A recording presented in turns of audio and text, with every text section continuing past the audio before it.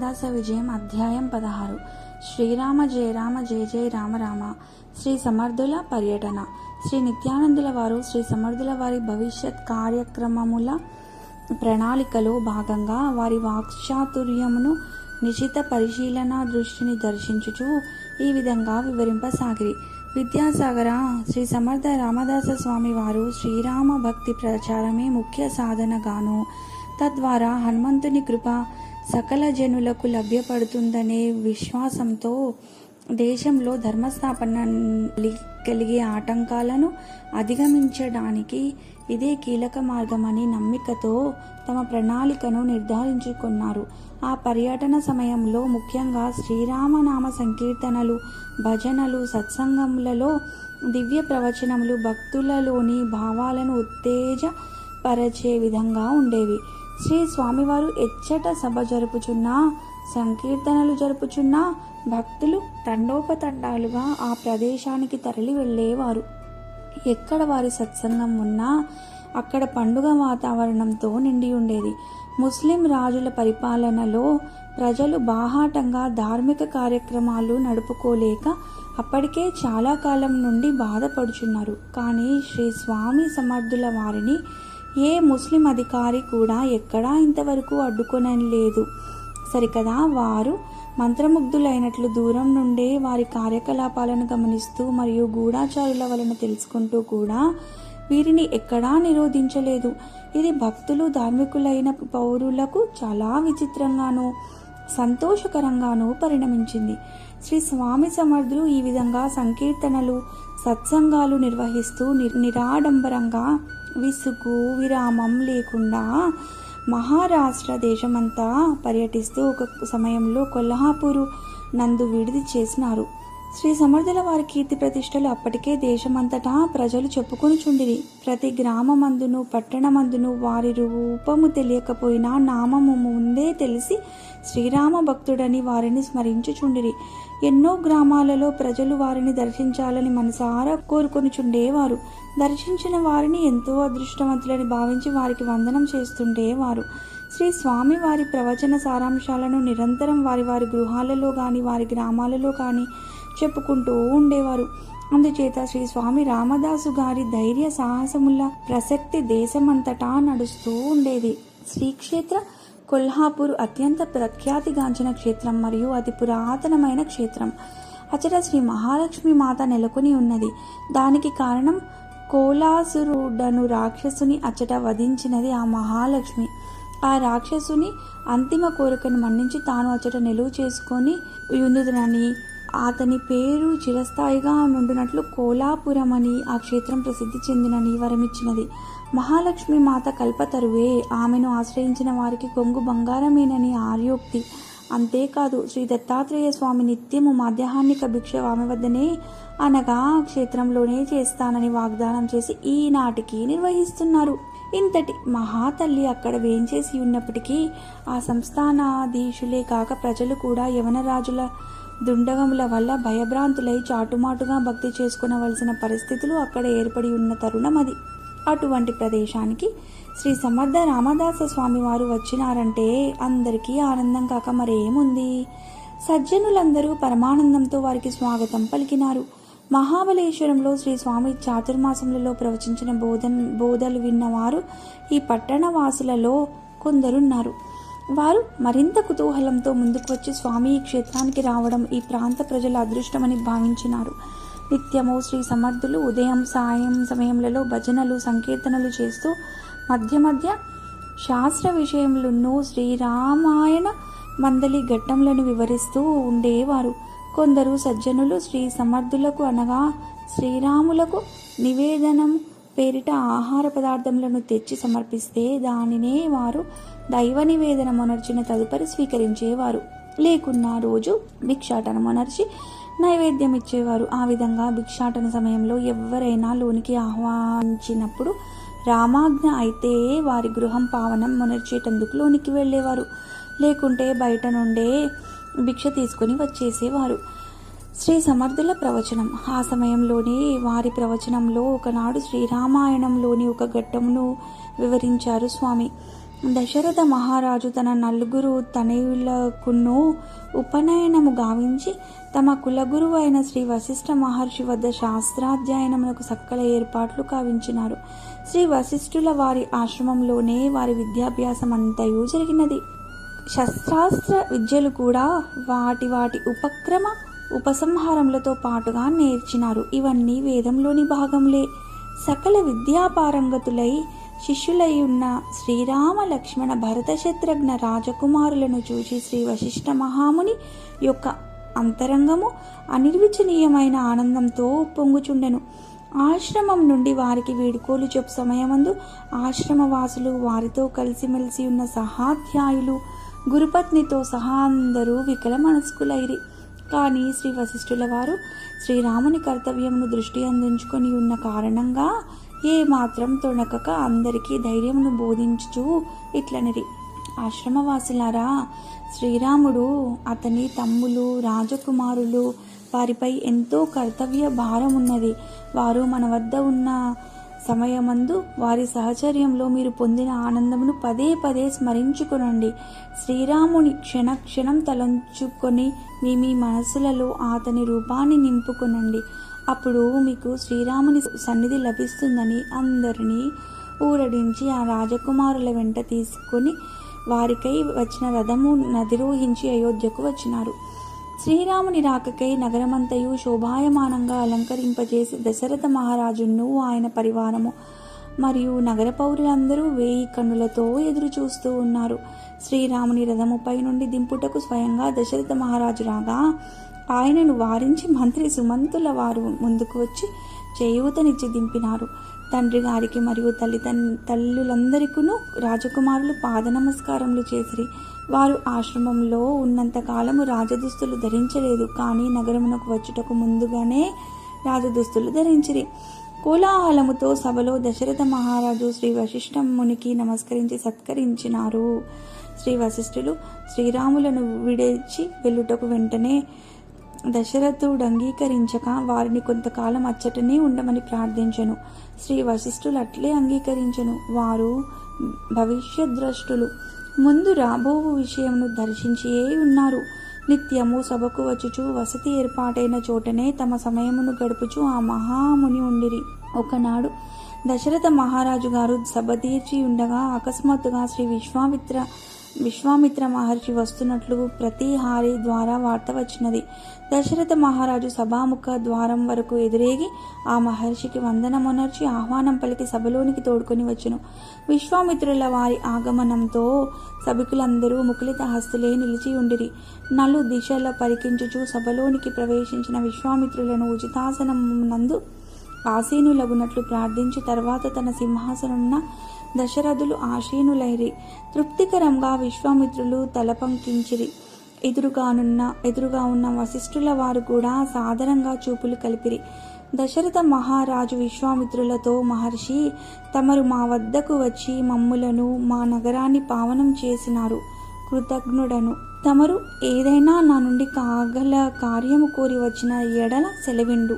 మీ కార్యనిర్వహణలో నన్ను కృతార్థులను కానిండు అని చేతులు జోడించి ప్రార్థించను. దానికి సమాధానంగా విశ్వామిత్ర మహర్షి, రాజా, నీ వినయ విధేయతలకు సంతోషించి తిని. నిజముగా నేను నీతో కార్యార్థినయే వచ్చి తిని. నేను వచ్చిన కార్యమును తెలిపెదను.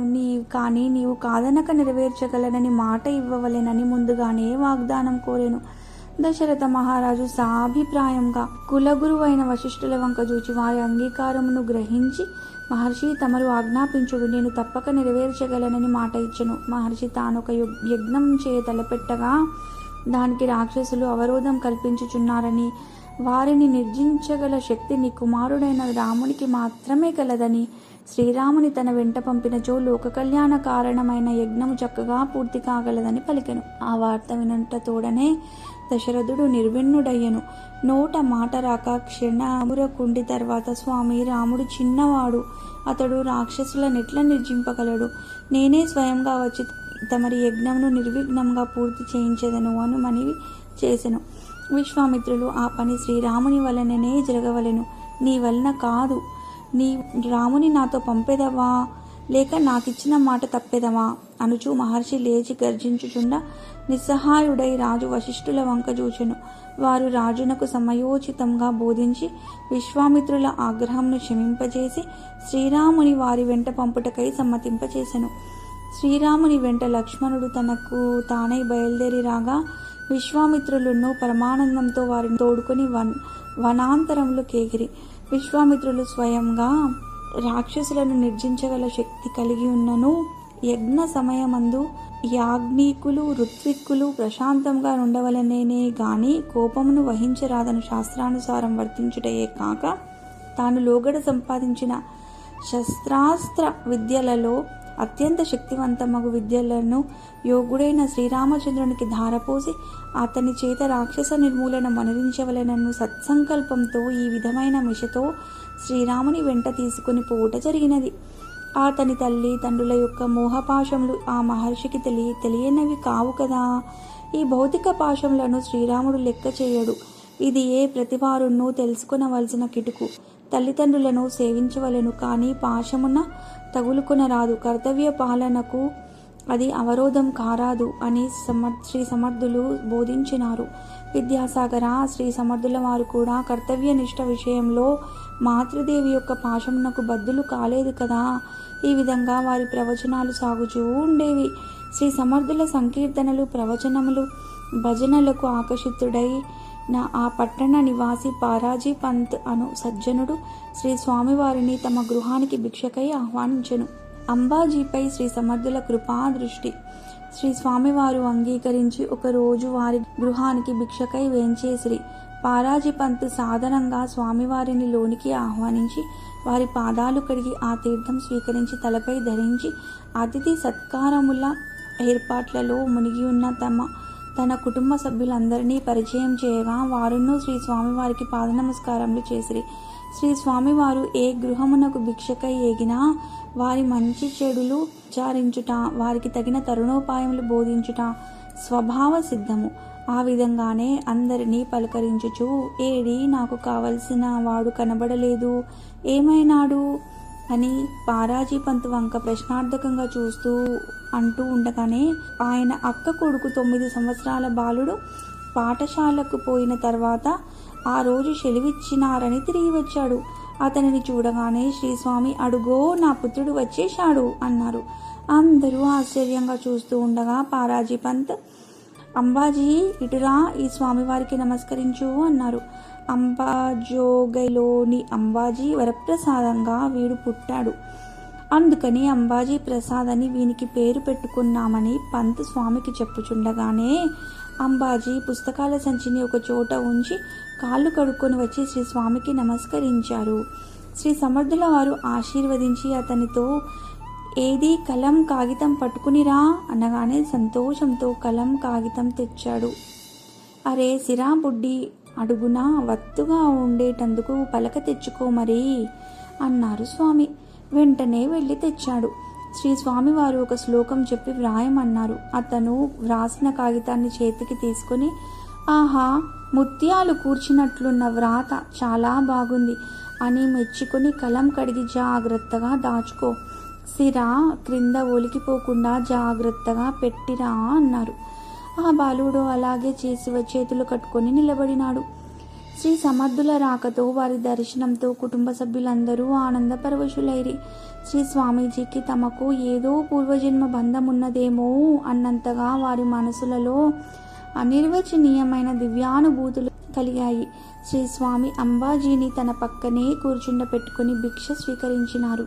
తర్వాత వారింట్లో అందరికీ వీడ్కోలు పలికే సమయంలో పారాజీ పంత్ను ఉద్దేశించి, పంత్, వీడు నాకు కావాలి, లోక కళ్యాణకారకుడైన బాలుడితడు, వీనిని నాకిచ్చేయమని అంటూ, ఇప్పుడు కాదులే, నేను తర్వాత వస్తాను, అప్పుడు తీసుకు వెళ్తానులే అని అనగానే పారాజీ పంత్కు నోట మాట రాలేదు. ముందు రోజున శ్రీ సమర్థుల వారి ప్రవచనం విని ఉన్నాడు కదా. విశ్వామిత్రునితో శ్రీరాముని అనుసరణ అదంతా మనసులో మెదిలింది. ఇంతలో ఒక స్త్రీ, స్వామి, అంబాజీ తల్లి అతనిని వదిలి ఉండలేదు, తల్లి బిడ్డలను విడదీయుట మీ బోటి వారికి సమంజసం కాదేమో, మమ్ము కూడా అతనితో పాటు ఎక్కడికంటే అక్కడికి తీసుకొని వెళ్ళండి మాకు కూడా గురుసేవ చేసుకునే భాగ్యం ప్రసాదించండి అంటూ సమయానికి తగినట్లు మాట్లాడినది. అప్పుడు శ్రీ సమర్థులు, ముందు వాడు నాతో వస్తే తర్వాత సమయం వచ్చినప్పుడు మిమ్మందరినీ వాడే రప్పించుకుంటాడు, తొందర ఏమీ లేదులే అంటూ వేడుకోలు పలికి వెళ్ళిపోయిరి. కళ్యాణ్కు పరీక్ష. కొద్ది దినముల తర్వాత శ్రీ సమర్థుల వారు కరహాడ్ ప్రాంతంలో పర్యటిస్తూ ఉండగా ఈ విషయం తెలిసి పారాజీ పంత్ తన కుటుంబ సభ్యులతో సహా అక్కడకు వచ్చారు.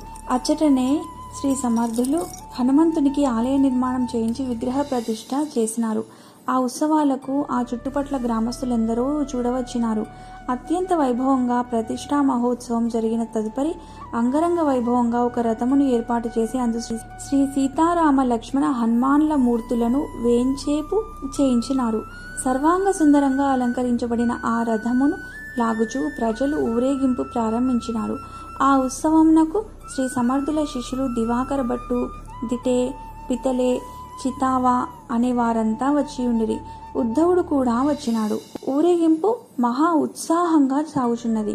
మేళతాళములు, అనేక వాయిద్యములు, వినోద శబ్దములు, శంఖానాదములు, సంకీర్తనలు, చిందులు, నాట్యములు, కీర్తనలు మహా ఆనందంగా సందడి నడచుచుండగా మార్గమధ్యంలో ఒక చోట రథమును ఆపివేసి భక్తులు ఆగి ఉండుటను శ్రీ సమర్థులు గమనించిరి. ఒక పెద్ద మామిడి వృక్షం యొక్క కొమ్మ అడ్డుగా ఉన్నందున రథము ముందుకు పోవీలు లేకుండెను. అది చూస్తేనే శ్రీ సమర్థుల వారు శిష్యులతో అడ్డు వచ్చిన ఆ కొమ్మను నరికి వేయండి త్వరగా అని ఆజ్ఞాపించుటే తడువుగా వారి శిష్యులు చెట్టు ఎక్కి కొమ్మను నరుకుటకు ఉద్యమించిరి. ఇంతలో ఈ ఉత్సవమును తిలకించుటకై కుటుంబ సమేతంగా వచ్చిన పారాజీ పంత్ శ్రీ సమర్థుల్లా కంటపడిరి. వెంటనే, ఒరే అంబాజీ ఇటురా అని ఒక గొడ్డలి చేతికిచ్చి, చూడు ఆ కొమ్మ పైకెక్కి కాళిదాసుని వలె కొమ్మను నరికేయి అని ఆజ్ఞాపించారు.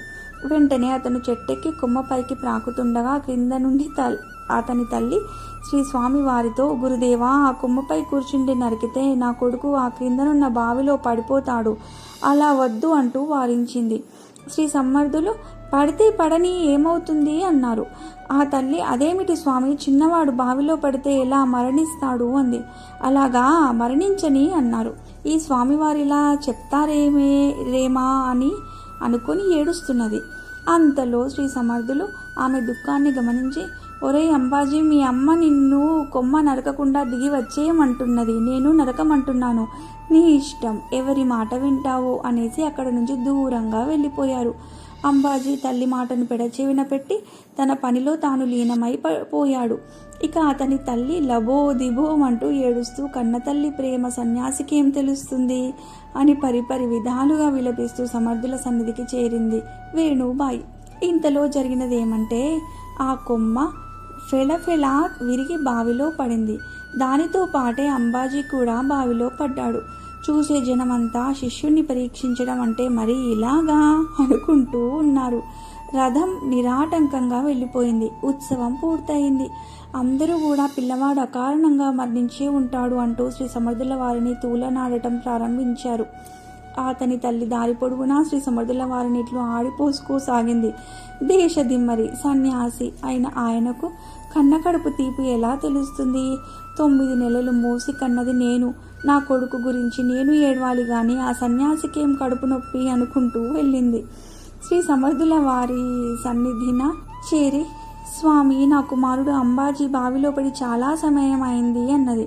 అయితే ఏం చేయమంటావు అని అతి నిర్లక్ష్యంగా సమాధానం ఇచ్చారు. వేణుబాయి ఉక్రోషాన్ని ఆక్రోశాన్ని ఆపుకోలేక వెక్కి వెక్కి ఏడుస్తూ, వాడు నా కొడుకు ఈ పాటికే మరణించే ఉంటాడు అంది. అయ్యో, నేను సన్యాసిని, తల్లి కొడుకుల ప్రేమ విషయం, కన్నతల్లి కడుపు తీపి నాకేం తెలుస్తుంది? నీ కొడుకు కదా, మర్చిపోయాను సుమా అంటూ, సరే పద చూద్దాం అన్నారు. ఆయన చకచకా బావి వైపు నడిచి వెళ్లారు. వేణుబాయి ఆయనను అనుసరించింది. ఆయన బావిని సమీపించి బావి గట్టుపై 2 చేతులుంచి లోనికి తొంగి చూస్తూ, నా పుత్రుడా కళ్యాణ్ అన్నారు. ఆ స్వామి అంటూ బదిలిచ్చాడు అంబాదాస్. నాయనా కళ్యాణ్, నీకు అన్ని విద్యలు లభించాయా, సకల శుభములు చేకూరాయా అని మరల ప్రశ్నించారు. అందుకు సమాధానంగా, ఆ స్వామి, మీ అనుగ్రహం వలన సర్వము సిద్ధించింది, ధన్యుడనైనాను అన్నాడు.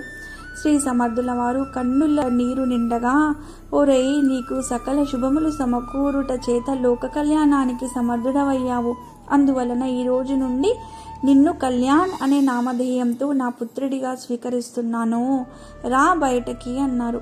కళ్యాణ్ పైకి వచ్చిన వెంటనే నా కళ్యాణ్ అంటూ ఆలింగనం చేసుకున్నారు. ఇక తల్లి అయిన వేణుబాయి ఆనందానికి అవధులు లేవు. అందువలన అందరూ ఆ రోజు నుండి అంబాదాసుని కళ్యాణ్ అని పిలువసాగారు. కళ్యాణ్ సమర్థుల వారి శిష్యులలో మంచి పేరు గల వాడయ్యాడు. శ్రీ నిత్యానందుల వారు కళ్యాణ్ విషయం వివరిస్తుండగా విద్యాసాగరుడు చేతులు జోడించి ఏదో సందేహం ఉన్నట్లుగా చూచాడు. శ్రీ నిత్యానందుల వారు ఏమిటి నాయనా నీ సందేహం అని అడిగారు. విద్యాసాగరుడు శ్రీ నిత్యానందుల వారిని, స్వామి, కన్న తల్లి వద్దన్నా సరే శ్రీ స్వామి చెప్పినదే చేయాలనే దృఢబుద్ధి అతనికి ఎలా కలిగింది? బావిలో పడిన బాలకునికి ఏ విధంగా శుభాలు చేకూరాయి, దయ ఉంచి వివరించండి అని ప్రార్థించాడు. దానికి శ్రీ నిత్యానందుల వారు ఈ విధంగా వివరిస్తున్నారు. అదా నీ సందేహం? పూర్వజన్మ సుకృతం కలిగిన కారణ జన్ముడు అంబాజీ. అందుచేత అతనికి గురువాక్య పరిపాలనలో దృఢబుద్ధి ఏర్పడినది. అంతేకాదు వత్స, సమర్థులైన సద్గురువులు త్రిమూర్త్యాత్మకులు కదా, వారికి సాధ్యాసాధ్యాలు లేవు.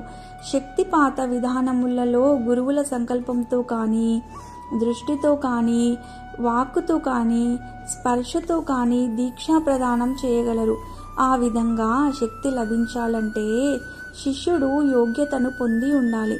ఆ యోగ్యత అన్నది గురువు ఆజ్ఞాపాలన చేయ సమకట్టి మృత్యువును కూడా లెక్క చేయక, అనగా ప్రాణాలను సైతం విడవడానికి సిద్ధపడిన శిష్యునికి మాత్రమే కలుగుతుంది. భౌతికంగా కన్నతల్లి వద్దన్నది అంబాదాసును. ఆ కొమ్మ విరిగితే బావిలో పడడం ఖాయం అని చూసేవారందరికీ తెలుస్తున్నది. ఎంతమంది వద్దన్నా గురువు చేయమన్నది చేయడం ఒక్కటే ధ్యేయంగా, లక్ష్యంగా పెట్టుకొని సర్వశక్తులను, సకల భావాలను ఏకీకృతం చేసి ఆ పని చేయుటకు సంసిద్ధం కావటమే అతని యోగ్యత అని ఇక్కడ తేటతెల్లంగా తెలుస్తున్నది కదా. ఆ యోగ్యతయే గురు హృదయాన్ని గెలుచుకున్నది. సద్గురుని సంకల్ప ప్రభావంతోనే సకల విద్యలు, పరిపూర్ణ జ్ఞానము ప్రాప్తించిందా శిష్యునికి. అతడట్లే ఎంతసేపున్నా ఆ బావిలో సమాధి స్థితిలోనే, బ్రహ్మానంద స్థితిలోనే ఉన్నాడు. అతడిని లోక కళ్యాణకారకునిగా చేసి పేరు కూడా కళ్యాణ్ అని స్థిరీకరించారు స్వామి. దీనిని బట్టి అతనిని తనంత వాణిని చేశారన్నమాట. పైగా ఈ విషయం అందరికీ విషదం కావాలనే శ్రీ సమర్థులు, కళ్యాణ్ నా పుత్రుడా, నీకు సకల శుభాలు చేకూరినవా అని ప్రశ్నించుట, దానికి సమాధానంగా అతడు చేకూరినవని సమాధానం చెప్పుటలోనే అక్కడ ఏమి జరిగిందనేది అర్థం కావడం లేదా? అంబాదాస్ తల్లి నా కొడుకు ఈ పాటికి చనిపోయి ఉంటాడనడంతో ఆమె కొడుకు గురుపుత్రుడుగా మారిపోవడం, శ్రీ స్వామి నా పుత్ర అని సంబోధించడంలోని ఆంతర్యం మనకు బోధపడుతూనే ఉన్నది. గురు కృపకు ఈ ప్రపంచంలో ఎంత మహిమ ఉన్నదో ఎవ్వరూ వర్ణించలేరు. అదే సత్యం, జ్ఞానం, అనంతం, బ్రహ్మ అని కీర్తించబడినది. అనోరణీయాన్ గురు మహిమ, మహతో మహీయాన్ గురు మహిమ అని ప్రాజ్ఞులు కొనియాడినారు అని శ్రీ నిత్యానందుల వారు శ్రీ గురు మహిమను వర్ణించారు. గురు మహిమ, గురు మహిమ, అద్భుత మహిమ, గురు మహిమ, కింవచనీయం గురు మహిమ, కిమవచనీయం గురు మహిమ, అనోరణీయాన్ గురు మహిమ, మహతో మహీయాన్ గురు మహిమ. అంబాదాస్ను కుమారునిగా స్వీకరించిన తర్వాత వాని తల్లికి, బంధువులకు శ్రీ సమర్థులు ఈ విధంగా చెప్పినారు. ఈ కుర్రవాడు కారణ జన్ముడు, లోక కళ్యాణ కారకుడు. నా ధర్మస్థాపన కార్యములో నాకు సహకరించడానికై మీకు జన్మించినాడు. వానిని నాతో తీసుకుని వెళ్ళుచున్నాను. మీకు భగవంతుని అనుగ్రహం కలుగుతుంది, అఖండమైన కీర్తి వీని వలన మీకు కలుగుతుంది అని అందరినీ ఒప్పించి కళ్యాణును తనతో తీసుకుని వెళ్ళినారు. శ్రీ సమర్థ స్వామి అంతవరకు తాము వ్రాయించిన దాసబోధను తర్వాత కళ్యాణ్తోనే వ్రాయించినారు. అంతేకాదు శ్రీ స్వామి వారి ఉత్తరములు మరి ప్రతి ఉత్తరములు కూడా కళ్యాణే వ్రాసేవాడు. ఎనలేని భక్తి ప్రపత్తులతో గురువును సేవించుచు తనను తాను మరిచిపోయి సర్వము శ్రీ సమర్థులలోనే చూచుకునేవారు. అలాగే అతను ఉత్తమ శిష్యుడైనాడు. జై జై రఘువీర సమర్థ, శ్రీరామ జయ రామ, జయ జయ రామ రామ. ఇది విద్యాసాగర శ్రీ నిత్యానంద యోగి సంవాద రూపమున శ్రీ దత్తాత్రేయ సాంప్రదాయ శిష్య పరంపరలోని శ్రీ శ్రీ శ్రీ స్వామి విఠలానంద సరస్వతి మహారాజ్ శ్రీ విఠల్ బాబాజీ విరచిత శ్రీ సమర్థ రామదాస విజయంలోని 16వ అధ్యాయం సంపూర్ణం.